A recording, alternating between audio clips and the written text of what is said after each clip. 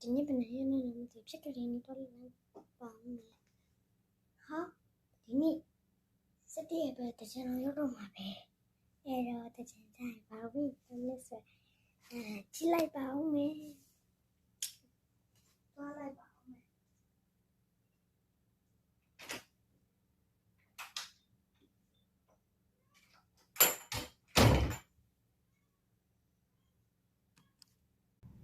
တကြံရောက်တော့အခါ